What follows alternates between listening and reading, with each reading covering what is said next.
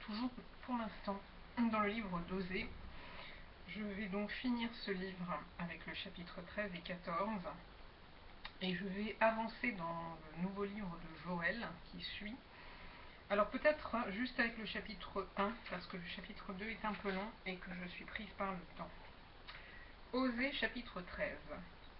Lorsqu'Éphraïm parlait, c'était une terreur.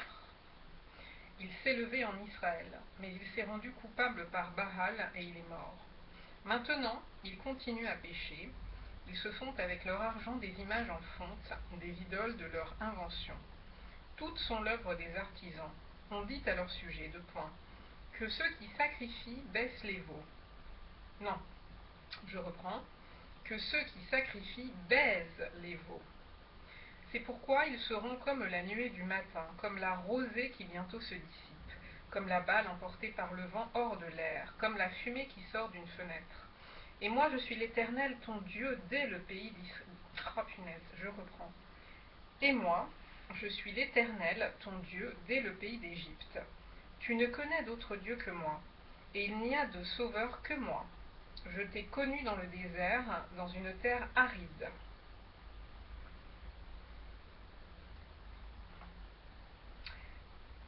Ils se sont rassasiés dans leur pâturage. Ils se sont rassasiés et leur cœur s'est enflé. C'est pourquoi ils m'ont oublié.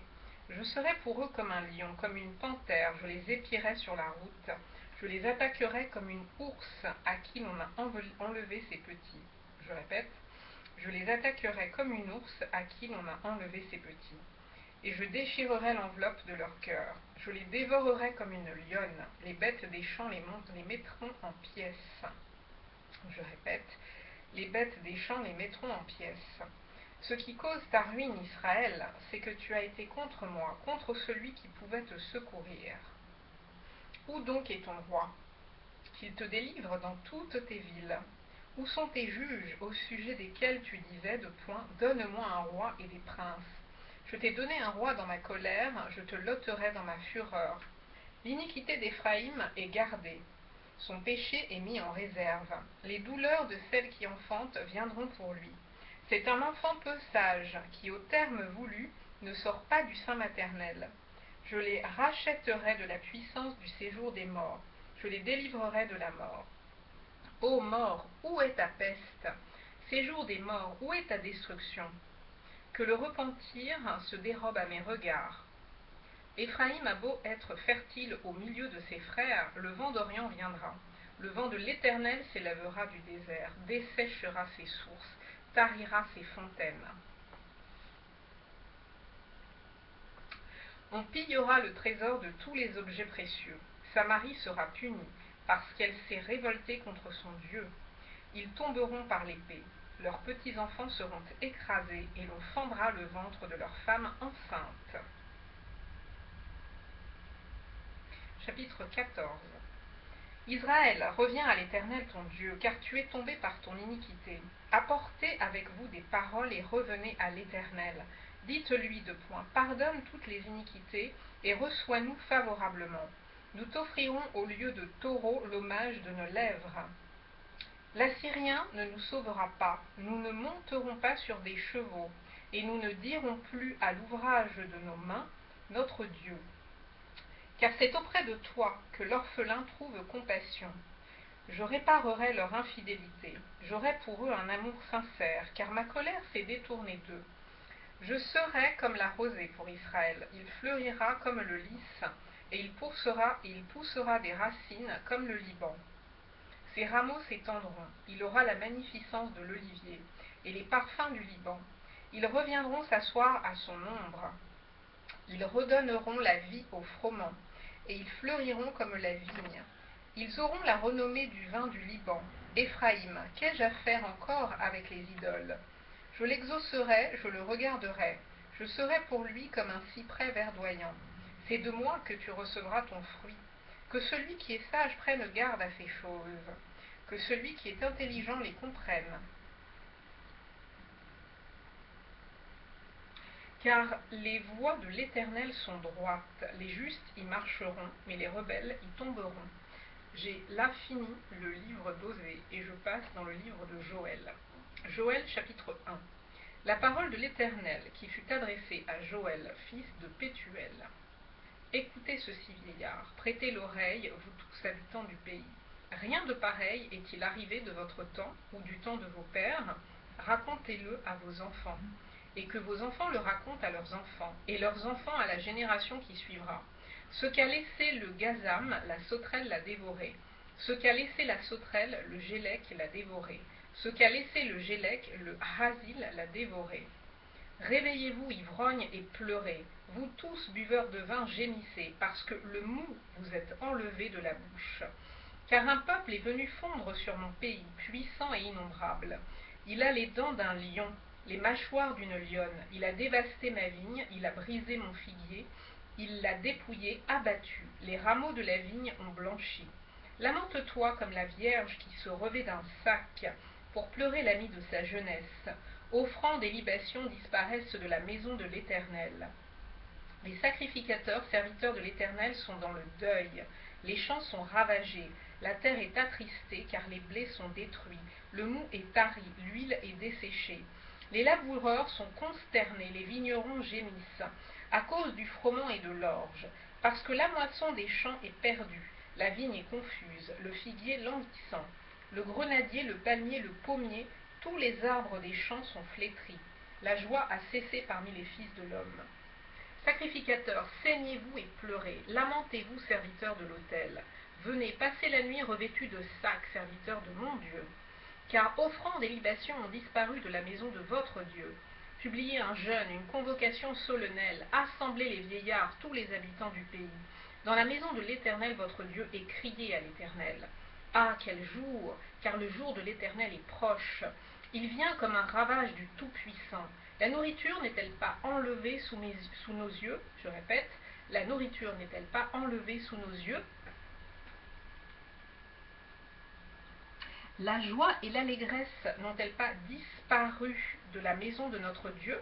La semence pourrit sous les mottes, les greniers sont vides, les magasins sont en ruine, car il n'y a point de blé. Comme les bêtes gémissent, les troupeaux de bœufs sont consternés, parce qu'ils sont sans pâturage, et même les troupeaux de brebis sont en souffrance. C'est vers toi que je crie, ô Éternel, car le feu a dévoré les plaines du désert, et la flamme a brûlé tous les arbres des champs. Les bêtes des champs crient aussi vers toi, car les torrents sont à sec, et le feu a dévoré les plaines du désert. Je vais avancer donc avec le chapitre 2 du livre de Joël. Sonnez de la trompette en Sion, faites-la retentir sur ma montagne sainte, que tous les habitants du pays tremblent, car le jour de l'Éternel vient, car il est proche, jour de ténèbres et d'obscurité, jour de nuées et de brouillard. Il vient comme l'aurore se répand sur les montagnes. Voici un peuple nombreux et puissant, tel qu'il n'y en a jamais eu et qu'il n'y en aura jamais dans la suite des âges. Devant lui est un feu dévorant.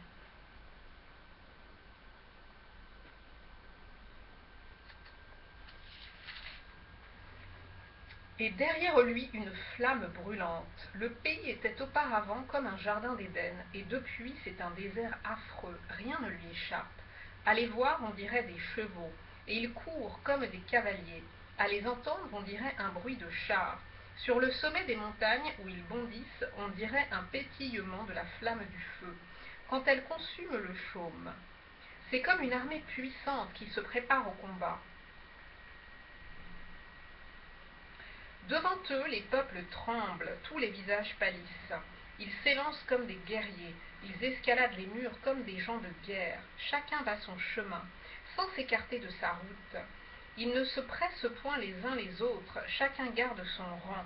Ils se précipitent au travers des traits, sans arrêter leur marche.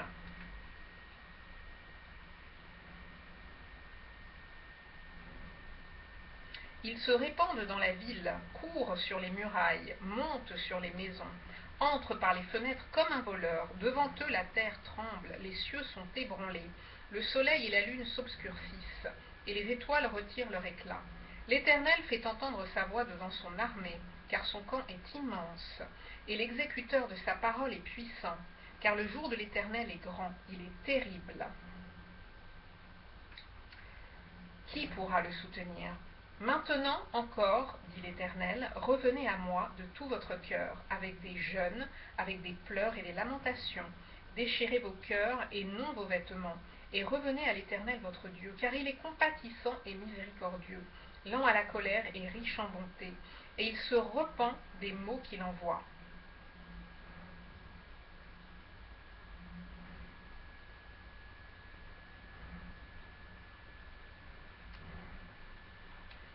Qui sait s'il ne reviendra pas et ne se repentira pas, et s'il ne laissera pas après lui la bénédiction, des offrandes et des libations pour l'Éternel votre Dieu. Sonnez de la trompette en Sion, publiez un jeûne, une convocation solennelle. Assemblez le peuple, formez une sainte réunion, assemblez assemblez les vieillards, assemblez les enfants, même les nourrissons à la mamelle, que l'époux sorte de sa demeure et l'épouse de sa chambre, qu'entre le portique et l'autel pleurent les sacrificateurs, serviteurs de l'Éternel, et qu'ils disent de point, Éternel, épargne ton peuple, ne livre pas ton héritage à l'opprobre, aux railleries des nations. Pourquoi dirait-on parmi les peuples de point, où est leur Dieu? L'Éternel est ému de jalousie pour son pays, et il épargne son peuple. L'Éternel répond, il dit à son peuple de point, voici je vous enverrai du blé, du mou et de l'huile, et vous en serez rassasiés, et je ne vous livrerai plus à l'opprobre parmi les nations. J'éloignerai de vous l'ennemi du nord, je le chasserai vers une terre aride et déserte. Son avant-garde dans la mer orientale, son arrière-garde dans la mer occidentale, et son infection se répandra. Sa puanteur s'élèvera dans les airs, parce qu'il a fait de grandes choses. Terre, ne crains rien. Non, je reprends. Terre, ne crains pas. Sois dans l'allégresse et réjouis-toi, car l'Éternel fait de grandes choses. Bêtes des champs, ne craignez pas, car les plaines du désert reverdiront, car les arbres porteront leurs fruits. Le figuier et la vigne donneront leur richesse. Et vous, enfants de Sion, soyez dans l'allégresse et réjouissez-vous en l'Éternel, votre Dieu, car il vous donnera la pluie en son temps. Il vous enverra la pluie de la première et de l'arrière-saison, comme autrefois. Les airs se rempliront de blé, et les cuves regorgeront de mou et d'huile. Je vous remplacerai les années qu'ont dévoré la sauterelle, le gélec, le hasil et le gazam. Ma grande armée que j'avais envoyée contre vous, vous mangerez et vous vous rassasierez, et vous célébrerez le nom de l'Éternel, votre Dieu, qui aura fait pour vous des prodiges. Et mon peuple ne sera plus jamais dans la confusion. Et vous saurez que je suis au milieu d'Israël, que je suis l'Éternel votre Dieu, et qu'il n'y en a point d'autre. Et mon peuple ne sera plus jamais dans la confusion. Après cela, je répandrai mon esprit sur toute chair. Vos fils et vos filles prophétiseront. Vos vieillards auront des songes, et vos jeunes gens des visions. Même sur les serviteurs et sur les servantes. Dans ces jours-là, je répandrai mon esprit. Je ferai paraître des prodiges dans les cieux et sur la terre, du sang, du feu et des colonnes de fumée. Le soleil se changera en ténèbres et la lune en sang, avant l'arrivée du jour de l'Éternel, de ce jour grand et terrible.